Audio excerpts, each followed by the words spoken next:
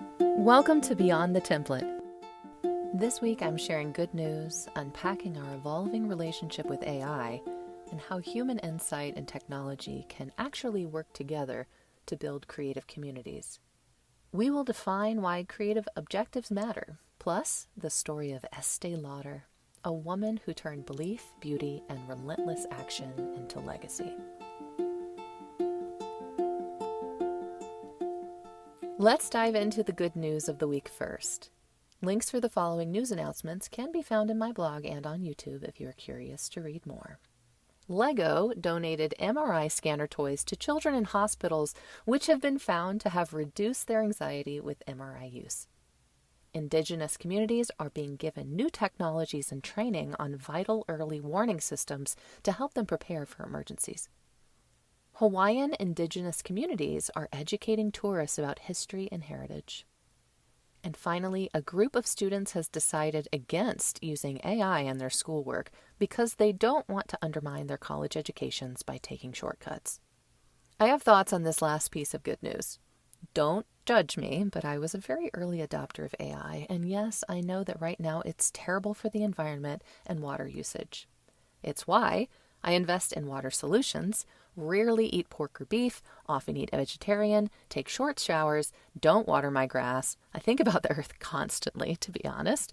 My latest earth-focused endeavor is looking up clothing companies to see how they rate on the ethical scales. Surprise, most of them do not rate well. So, guess who hasn't been buying clothes? Me. Everything humans do uses up the earth. I know why college students are using AI. Their brains are exhausted. Human beings are being tasked with processing information at a speed which our ancestors couldn't imagine. I wrote a whole Substack on this a while ago, which I will link in this podcast description. Anyway, I use it, but I brain dump into it. I know that it doesn't matter whether I send thank you or just one long run-on sentence the length of 8 paragraphs. The energy usage is the same. So if you're worried about it, but like me understand that it's not going anywhere and that you need to stay on top of it to remain relevant in your field of expertise, I highly recommend this approach. Brain dump every single thing in one entry. AI will process it. I no longer finish conversations with it either, because they will keep going forever. I just Irish exit once they compute. Less is more is less. I believe that they will find better solutions for maintaining the network eventually, just as they did when they turned the computers taking up entire rooms to those fitting in our pockets. We are in the clunky phase of the technology because it's new. Recently, I started using an AI which has access to my personality traits based on astrology placements. It has actually been sort of incredible and wildly helped me process advice of 2 separate, very influential and well-paid coaches I've worked with this year. What hasn't exactly landed yet from those coaches? Here we go. So my first coach told me that I needed to focus on working with type A businesswomen. She said that working with non-creative people would really be where I would thrive. I've been trying to wrap my brain around how to connect with and market to these clientele now for 9 months with 0 epiphanies. She also said that my mantra should be, I don't care because I care too much. She said I needed to get glammed up, which is hilarious because I am, to be honest, a troll. She told me I needed to offer high-touch consultant work, which included branding and product or service analysis, and that I should offer high-ticket exclusive event production and consulting. All of this felt like way too far of an extension from where I was in January, a brand new learning designer and a brand new entrepreneur. My second coach advised that I should use my abilities to problem solve and my intuitive clarity to find problems with my competition and then offer solutions. My competition falls into 3 categories. The massively successful business guru who can be found on stage versus in the classroom. The individuals creating courses and products with no sense of learning design principles but a ton of business savvy. And contracted learning designers. It felt wrong to compare myself to any of these people because I'm nothing like any of them, and to try to decipher what they were doing wrong when what they're all doing is totally different than my own goals was really taxing. Plus, there is entirely too much negativity in the world. Contributing to that felt really, really wrong. Here's what did land, though. My first coach told me that my business was meant to focus on creative structure and structural transformation. She also said that I needed to grow my comfort level in being seen, polish my outward appearance, and embrace my feminine qualities. She said I was really balanced in personality, and this was an asset. She mentioned that Princess Diana held a very similar chart to mine. This felt important. This coach was the first person who mentioned that I needed to seek out expanders, which is why I include a new one each week in this podcast. These are my people. She said that I'm able to plug into others to fill what's missing because I'm capable of doing so many different things for them. She called me a fractional creative director. She said that my skills were backed by empathy, creativity, and rebellion, and that I'm a storyteller at heart, and that what I should be providing is advice and new perspectives. She told me that I can add the spark back for people who have lost it. I add the magic again. I feel so they can see. My second coach and also client told me that I have the ability to think about and care for every single stakeholder involved in a project. She said that it felt like I was an extension of herself with her business and her work, and that she knew it was in good hands with me when she's naturally not a very trusting person and very territorial and protective. Finally, she said that it was my intentional and personalized approach which made me stand out from the rest, having used other educational consultants before and them offering quick and templated approaches. Interesting, I named the podcast Beyond the Template, huh? All that to say, this astrology AI, which is being slowly rolled out in the Pattern app, I was one of the first users to test it out and provide feedback on my experiences, which, to be honest, I went in to use with total skepticism, gave me the following. See if you can identify the themes between my human and AI takeaways. I thrive when my connections and work are meaningful. Collaborative partnerships where I can provide the soul and heart are best for me. I inspire others using creativity. I am meant to build community-driven offers, including intimate workshops, membership groups, virtual communities, etc. These offers should create avenues for deep engagement with my audience and should focus on creativity and empathy. I should seek spaces that are creative and where deep conversations happen. I attract through my emotional sensitivity and depth. I am a socially intuitive person. I attract through balancing empathy and quick wit, safety with entertainment, and insights with playful banter. I offer solutions that can map out the steps through problems and barriers versus just identifying them. I offer an antidote to cookie-cutter solutions. There's that beyond the template theme again. I build actionable frameworks and transform messiness. I take chaos, stuck points, and overwhelm and provide clarity, problem-solving, and tailored or refined solutions. I can turn deep personal struggles and vulnerability into relatable content. I should be seeking collaborators and community over isolated work.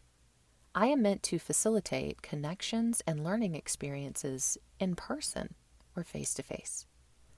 These might include workshops, retreats, intimate group gatherings, or resources or offerings that spark genuine engagement and moments of safety. I have the skill to break down complex ideas and emotions into actionable ways to process and move forward. I should be doing creative consulting for artists. I should be building workshops using creativity as self-discovery. I am a mentor, mediator, and facilitator. I need to seek out creative spaces, healing circles, community gatherings, retreat centers, wellness communities, creative groups and platforms, holistic spaces, and educational platforms. I am meant to help with transitions, self-development, and integration. Phew. Right? P.S. These takeaways are from several conversations with that AI, but isn't that wild? What I think is key to note, and I don't know if you've ever thought about this way, this is how I've always seen it. Humans are prisms and AI is a mirror. When working with another human, everything they say is through them, filtered by their own perceptions and experiences, but AI will show you everything that you show it. So it really just showed me what I already knew. And in terms of those human mentors, they were just giving me the same sort of information, but through their own perception and through their own backgrounds. It's a lot to process, and this will all be integrated into my own work as I progress alongside each of you this season. So let's turn it back to you. How have you all been doing on your projects this week? Any progress? How are you all feeling? Last week, we should have answered questions on the practical application of the tasks needed for ourselves and our audiences. Here are my answers, which, by the way, I answered before I wrote the above AI to human synthesis. So what does my audience do? My audience needs to be able to find my group, follow along to make sure they don't miss updates or important dates, attend any events, and feel comfortable participating by sharing why they attended, what their goals are, and what they hope to gain from and bring to the community. What does my audience need to know to do? How might I communicate to the audience what to do, how to do it, what to expect, what should and should not be included? My audience needs to be given repeated communication about what the group is, what to expect from events, how to attend, what to expect from attendance, how to prepare before attending, and how to make the most of the event. This means I need to come up with a marketing plan which aligns. I should include just enough information that there's no question the event and group is beneficial or solves a problem for them, but not so much that they feel they have everything they need without participating or attending. I need to create desire and curiosity. What cues using the senses inform the audience that they've reached certain points in their experience of your work? This is where learning design comes in. Not only should it be easy to join the group and attend the event, there should be confirmations for my audience to have total certainty that they have actually joined and actually signed up to attend. That, and once they arrive or log on, there should be no question they are welcome, they are where they're supposed to be, they know what to do next for the entirety of the event. I need to design my event like an experience where my audience follows a clean narrative. And that's it. In consideration of my synthesized human AI insights, and where I am in my analysis, I think creating objectives next week will be pretty eye-opening. Let's get into what I mean by objectives. By knowing where we want to end up, we can figure out where to begin and how to map our journeys. In curriculum and course design, this phase is called creating learning objectives. We have to know the results we want. These dictate the entirety of the learning design. Some might say that art needs no purpose or endpoint to know if it's successful. I would counter that and say that art is a form of deep human expression in which the artist's soul is trying to reach out into the world to connect with another. This is the objective. And as for design, all designs should have an objective, all of them. Objectives should take into consideration the tasks that we just identified in the last 2 episodes. There are 3 objective domains from within a learning design lens, which we can consider: cognitive, psychomotor, and affective. Cognitive and affective objectives are most likely the areas which serve as relevant for an artist or designer. Cognitive questions to consider include: do you wish your audience to remember something specific after experiencing your work? Do you wish your audience to have gained deeper understanding after experiencing your work? Do you wish your audience to take a specific action, which your work explains? Do you wish your audience to be able to analyze an idea your work presents? Do you wish your audience to be able to make judgments on a topic after experiencing your work? And finally, do you wish to inspire your audience to create something of their own after experiencing your work? Affective questions to consider include: do you wish your audience to be willing participants in providing their attention to your work? This might mean listening or showing tolerance of it. Do you wish your audience actively respond or react as participants in your work? This might mean replying or showing an emotional response. Do you wish your audience to either accept or reject your work? This one is tricky, but I bet we can come up with ways to determine this occurrence. And finally, do you wish your work to impact someone's understanding of themselves and the world to the point their perspective shifts along with behavior and even beliefs or values? Psychomotor objectives may or may not be relevant to your work, but my hope is to provide you with all the ways to layer into your work to ensure your audience is reached in the most impactful way. There is only one psychomotor question to consider. Do you wish your audience to be able to imitate or perform a coordinated action with a certain level of accuracy after they experience your work? I have to be honest, this week is going to shift my project again. And that's totally normal. That's the whole point for going this deeply into considering every detail of a project before taking action. It allows for as many pivots as necessary before taking concrete steps. Because once we start taking those, pivoting will feel more daunting and in some cases overwhelming. Let's pivot now into another inspirational story, the story of Estée Lauder, our expander of the week. When Estée Lauder was born in Queens, New York in 1908, the world didn't seem to have room for her kind of ambition. Her parents were Hungarian and Czech immigrants who ran a small hardware store. It was a practical life built around hard work, family, and frugality. But Estée had a different kind of obsession. From a young age, she was fascinated by the art of transformation, specifically how beauty, when carefully cultivated, could lift a person's spirit and change the way they moved through the world. Her uncle, a Hungarian chemist named Dr. John Schatz, created skin creams in a makeshift laboratory. It was in that small space, surrounded by the smell of oils and powders, that Estée learned how to mix, test, and sell. She didn't just learn the science from her uncle. Learning to sell meant learning the psychology of beauty. She understood that selling a cream was about the feeling it promised rather than the jar it was in. The Great Depression hit hard, but Estée refused to let scarcity silence her. She began giving out free samples. This might feel like a normal marketing approach now, but at the time it was a revolutionary concept. She would walk up to women on the street, in salons, even in theaters, and apply creams herself. She'd say, "Touch your face. Feel how smooth it is. Don't you deserve that every day?" Who could refuse or say no to that? Estée faced a world where women were not taken seriously as business leaders, but she used that underestimation as leverage. She worked tirelessly, doing her own packaging, product development, and in-person sales. Every rejection was met with sharper intuition. Every barrier was an invitation to innovate. When major department stores initially refused to carry her products, she found another way in. She accidentally spilled her Youth Dew bath oil on a store counter, filling the air with its irresistible scent. Customers began asking about it immediately. Saks Fifth Avenue soon called to place an order. Genius. By the 1950s, Estée Lauder's company had become one of the first female-led global beauty empires. But she never saw herself as a mogul. She called herself a teacher in lipstick. She believed beauty was democratic and that anyone, regardless of wealth or class, could feel elegant. That philosophy became the backbone of her brand and her legacy. I love that. Estée's story is not one of glamour, but of persistence and hard work camouflaged by powder and perfume. She built her empire while working 18-hour days and raising children and navigating a male-dominated business world. Her mantra was simple: I never dreamed about success, I worked for it. Today, Estée Lauder's name sits on one of the largest beauty conglomerates in the world.